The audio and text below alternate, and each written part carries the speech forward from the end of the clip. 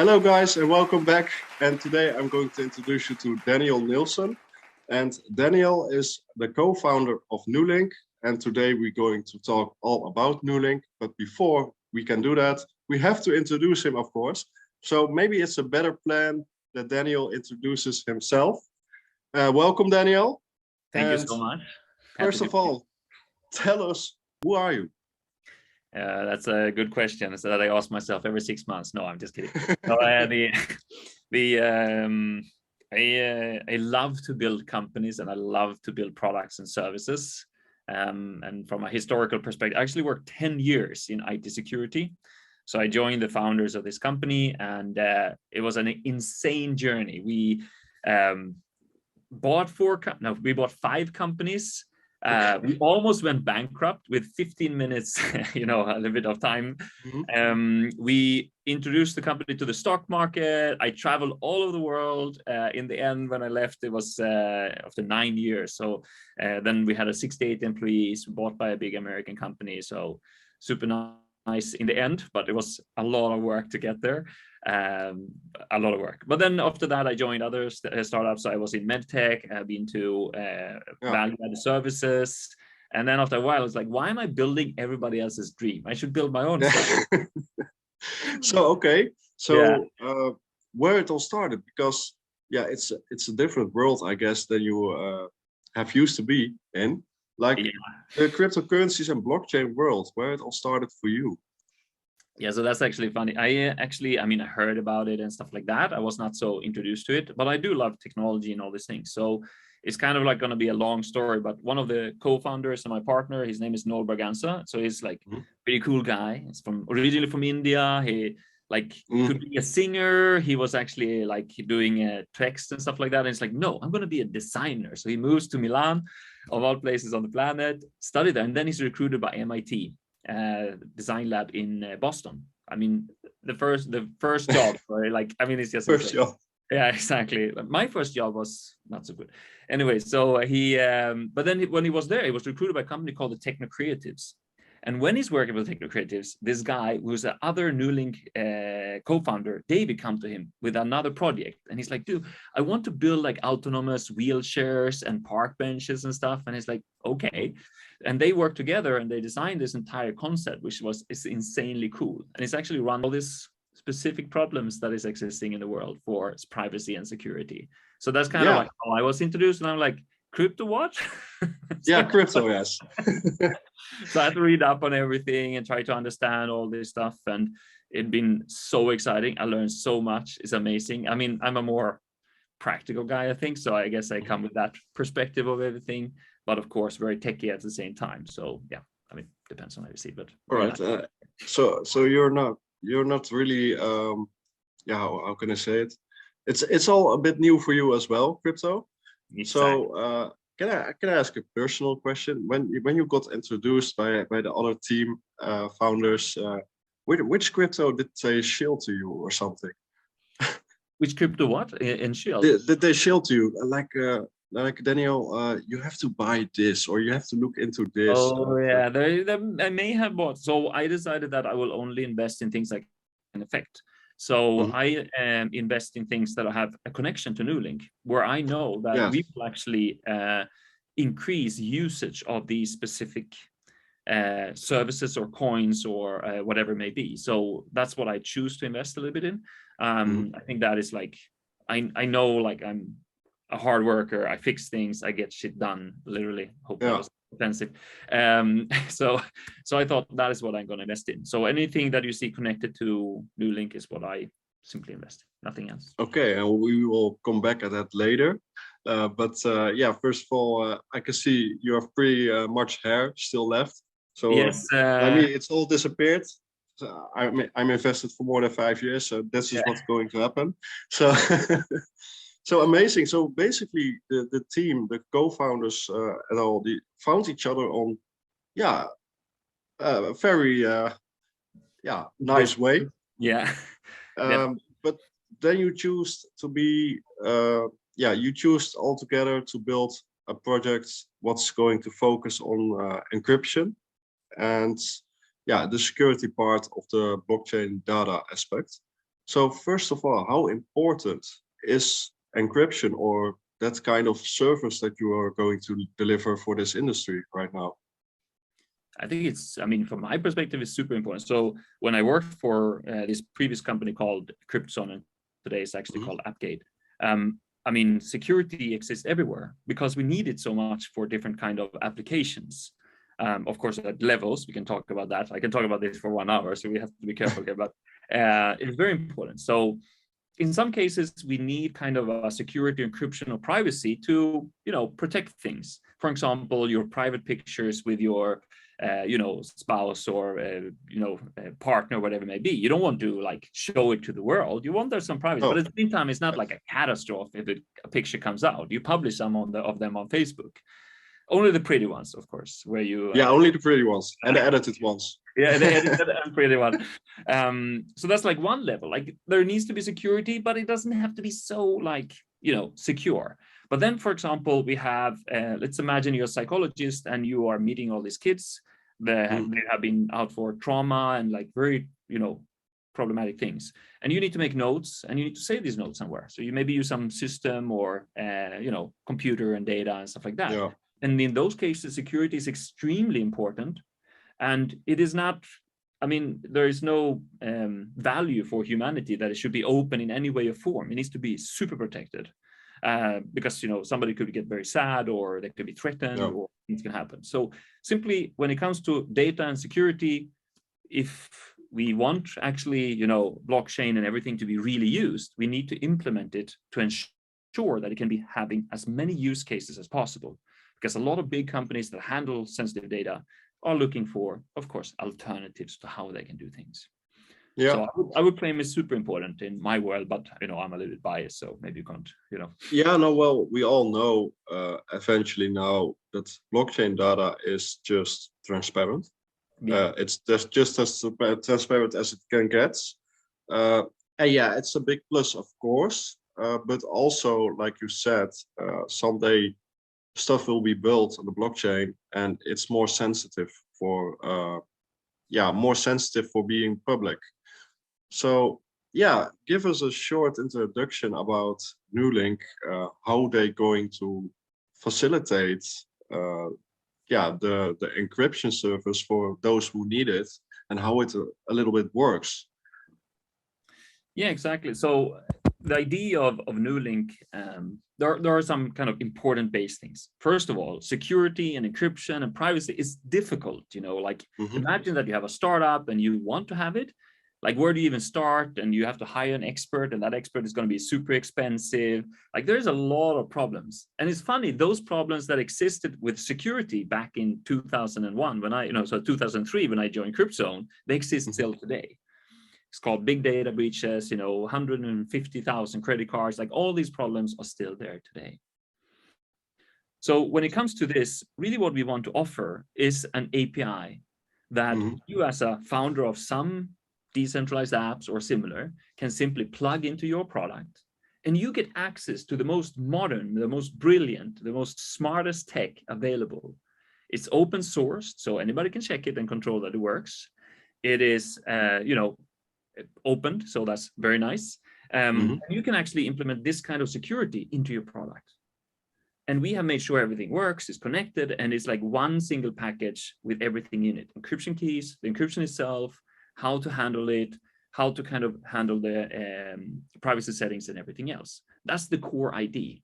And if you're very technical, of course, on our webpage, there's the white paper and there's diagrams and everything else. But this is the base ID, simply to enable hundreds or thousands of different type of organizations, companies, whatever it may be, to implement this kind of security.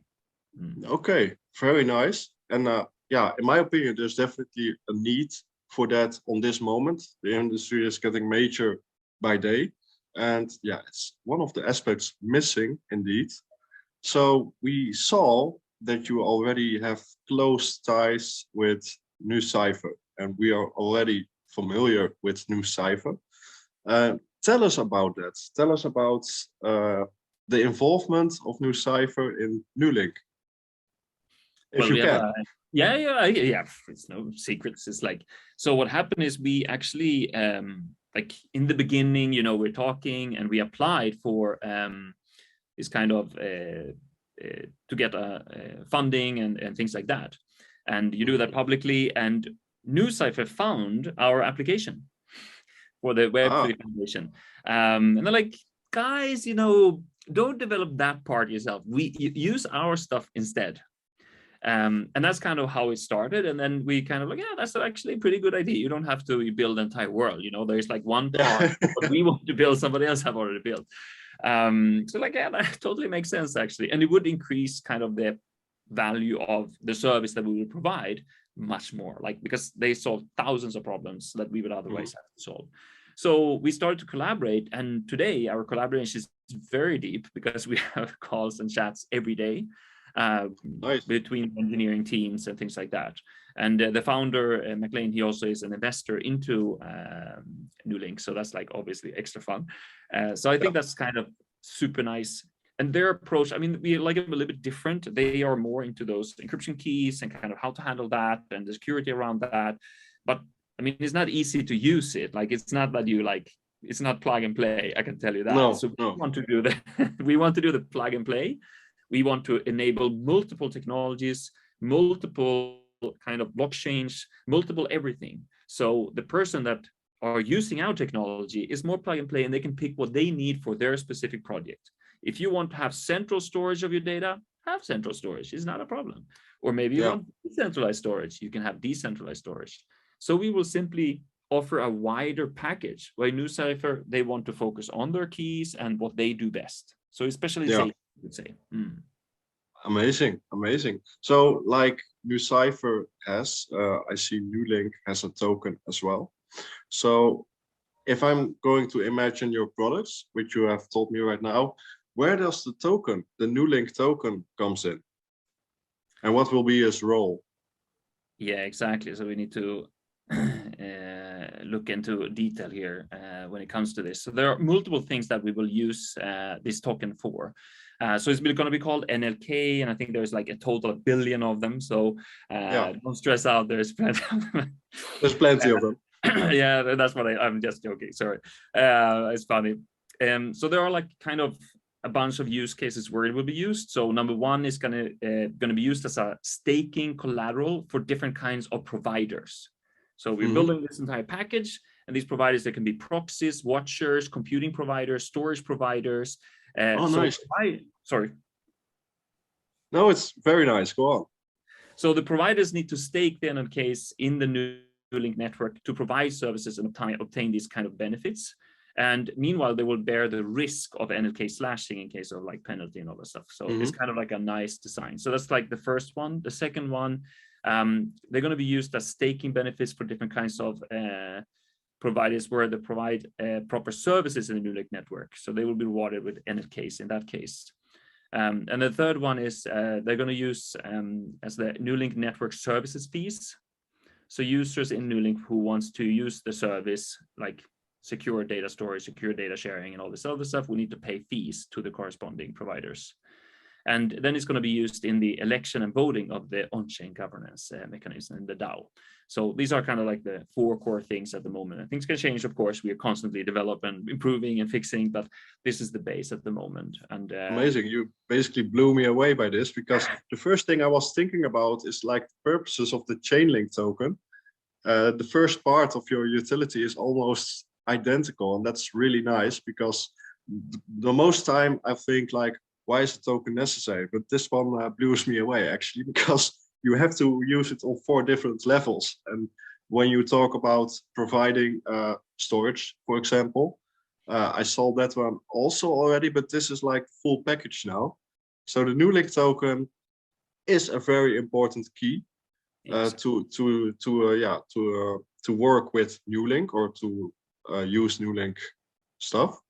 So now I'm a bit more enthusiastic. I'm just going to ask you, like, how does the roadmap looks from now on? Because we're in December 2021.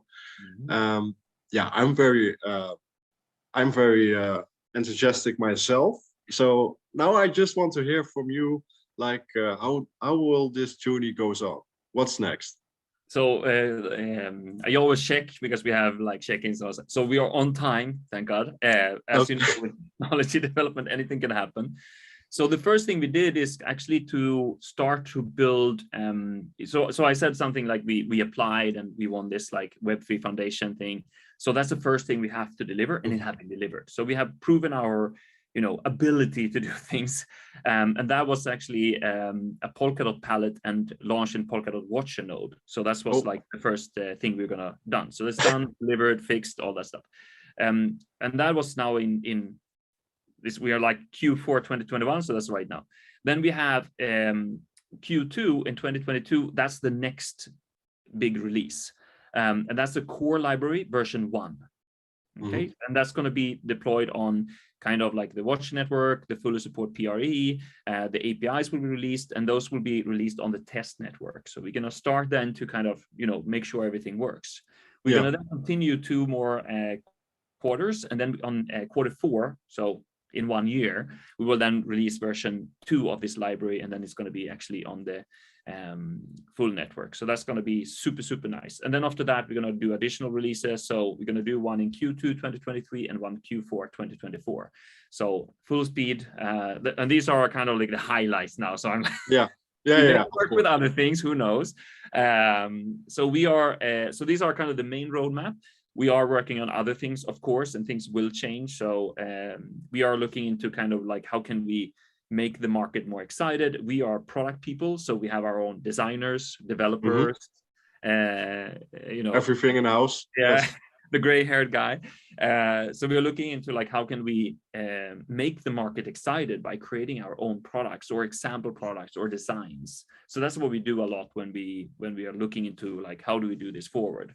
And we're having a lot of discussions with different real companies that how can they actually start to use this. Very important as well. Yes. Okay.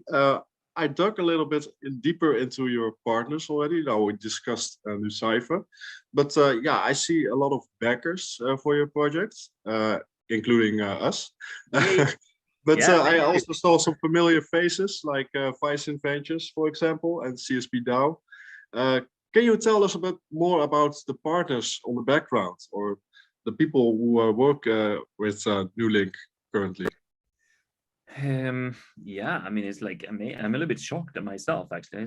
I was thinking like, maybe I can show a picture because it's like, I'm talking and it's nice to see our faces, I guess. But here's like investors and the backing and stuff like that.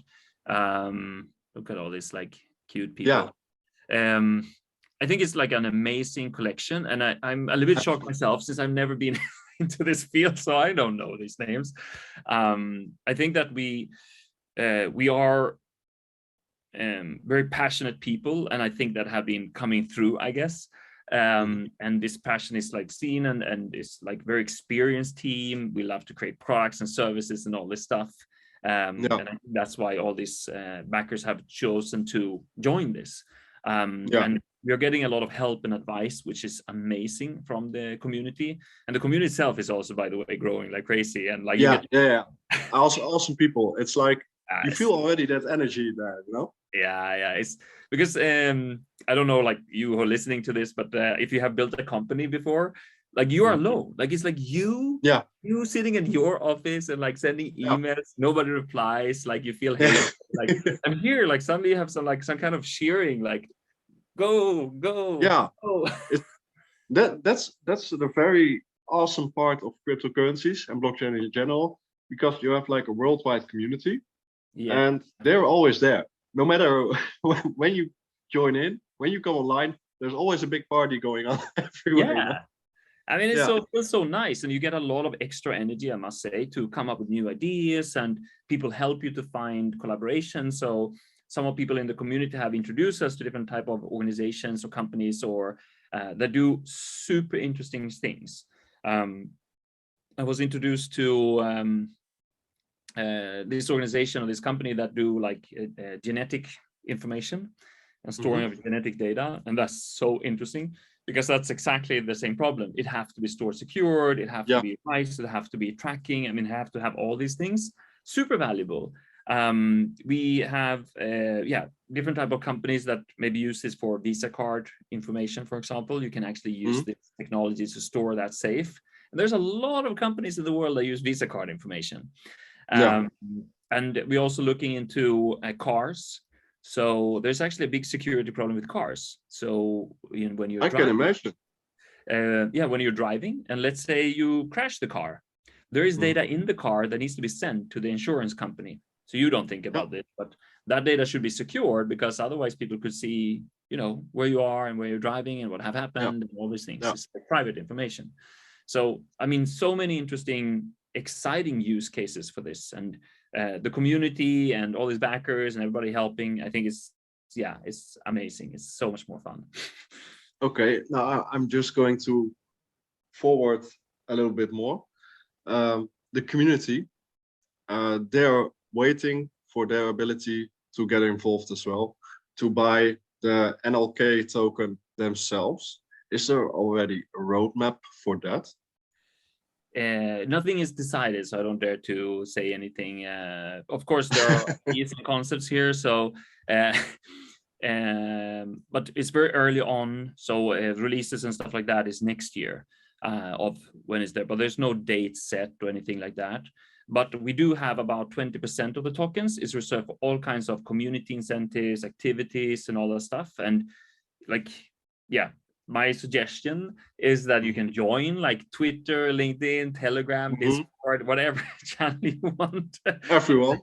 Yeah, and we constantly release news. And like just like these days, we released the white paper. We have some new concepts that we're releasing. We have released constantly updates there. So just go there and you will like be able to follow and see what's going on. And later will come some stuff. Who knows? Okay. Yeah, really amazing. So I guess we have to schedule a second interview by next year. Yes, please. When there's something new to mention, of course, especially for the community. So but next year it's like 1 month away. Yeah, that's what it could be in a month. Who knows what's happening here? But really amazing. It's super fun. Just do you have anything to add? Did I forgot something to mention? Do you have something special to share with us already? I think, I mean, a lot of people ask kind of more detailed use cases, but I got a question. I could actually show that. I'm showing my screen right now, aren't I? Let's do, because a lot of people ask, and I think it's fun to discuss use cases because that's kind of interesting. You could go to the web page and you can see a little video I recorded because people ask me, but okay. So I worked a decade in IT security. So I've been to all these Gartner conferences, and Gartner is this big, like, where everybody talked about security and how it works. And you can discuss detail with me about all this stuff. But what we see kind of like a super interesting use case immediately that we already started to work on is like NFT security and encryption and all this stuff. And how would that be used? Like, why is it valuable? Like, why should anybody care? Well, the first thing that we need to solve is called NFT private auctions. So NFTs are totally open. I mean, it's great. I mean, I think it's like super nice and amazing. At the same time, like, it's not so amazing because if you're an artist, and you created your following, it's like so nice and everything here, but you can never like really give something to the community in an easy way. And what we want to create is something called NFT private auction. So if you are a real artist, like in the physical world, you would actually have, a little place and you hang up your paintings and you only invite the people that are like being supporting you. And you say like, you know what, for you guys that been with me from start, I'm going to do a special, you're going to get these paintings here for a special price. And they're like super happy and they drink champagne and, it's a nice event. So we need to create the same thing for NFTs. So private auctions is the idea that you can actually set up in any NFT trading market. They use our technology, plug it in, build private auctions, and the artist then can upload art. It's going to be encrypted, nobody can see it or, take it. And then you can say only people that have bought my art will be able to join this unique special private auction. So they can set rules for how things works. Which is amazing. Yeah, that's really missing currently. Yes, exactly. Like, I mean, we want to have fun and, do things together, and it should be incentives and we should give back to the people that backed us. Mhm. That's what I'm always kind of thinking about everything. Like, don't be, a cheap goat. Like, always give back to everybody who was there with you in the beginning, because that's what Yeah. we're really fighting. So that's one. And then we have private collections. I think that's super interesting, because you go and buy pieces of art, and that's nice. Like, you kind of own them, but anybody can copy them. I mean, it's just Yeah. like the most strange thing ever. So the idea here is that with a private collection, you can actually go in and you then bought some art or maybe upload some stuff, and you can choose to move them into your private collection. And when they're there, they're encrypted and automatically secured. Yeah, So then because it's nobody can not always a good thing that people know basically your whole collection, you know? exactly. I mean, it could be very interesting for some organizations to look at your Yeah. collection, what it's worth, and all this other stuff. Yeah. So no, I think it's interesting from other parts. I mean, it's like, just because you bought some art, maybe you want to collect it for you. I mean, if you would buy an art out in town and you bring it home, you open the door by the key and you lock the door with a key, and it's your piece of art. You look at it and you decide when your friends are going to come over and look at it, and if they're Yeah. allowed to take a photo or not. Yeah. And we need to kind of, I think, like, if we want this world to develop and grow and become smarter and better, we really need to implement more concepts that actually exist with other, similar markets today, Yeah. to make sure that we lift it up to that next level and really, really, make the entire market work. So that's why I think, like, encryption don't always have to be like the most biggest secrets on the planet. It could be simple things like this, where we simply just want to control who, when, where should see something. Yeah, absolutely. I think in times like this, people are just throwing around their sensitive data for their own pleasure. Like we mentioned already, social media and stuff. We're getting a little bit too used to throw everything out there, but now you can basically select whatever you want to throw out there, but especially what's absolutely not. Exactly. And I think there's a really need for that. It was always there, but I think in these days people are more aware of that need.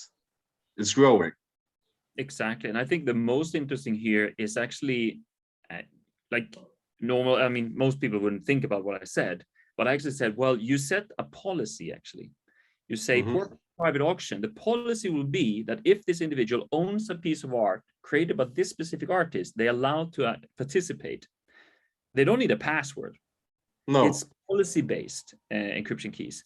And that is super exciting, because it opened up new ways where we can look into how this could really work well and better. Yeah. Because today, if I'm going to share a file with you that is encrypted, like, I have to give you a password. So I will call you and, like, hey, this is my little, this is a password that you need, and that's the thing. We need to simplify security. We need to make it smoother, nicer, easier. And that's really the kind of, like, secret, if you look into security, in behind NuLink. There's, like, all these new kind of ways to handle security, everything from traceability, if somebody have opened something, to be able to actually give away a key without de-encrypting and re-encrypting something, and, like, tons of other things that are amazing, like mind-blowingly better. Yes.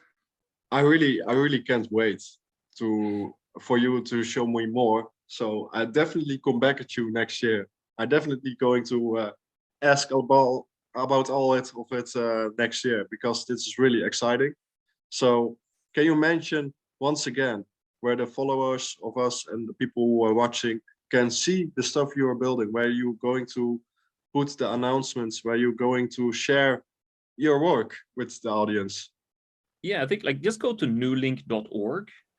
You can even Google NuLink now. I think it's pretty high on the, because it's a new company, a new organization. So it's like, but you can just go to nulink.org. And if you go there, you can just scroll down and you will have all the different ways that you can follow. And you can choose your favorite way, whatever that may be. So if you love Twitter, use Twitter. If you love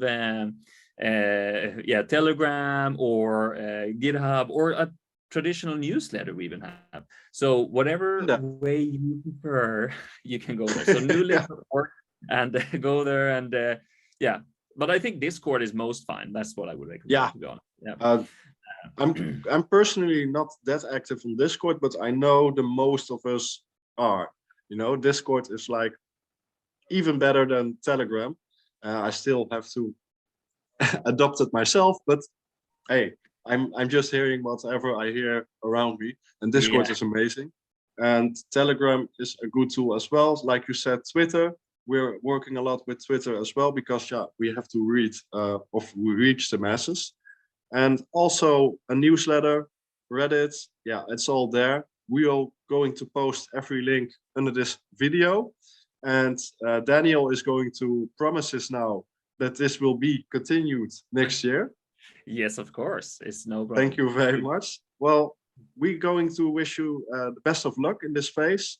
Also, we want to wish you very nice holidays as well, and have a blaster in 2022. Thank you for your time, and let's see each other again next year. Absolutely. Thank you so much for having me. Super, super nice. So I'm going to end the recording now. It went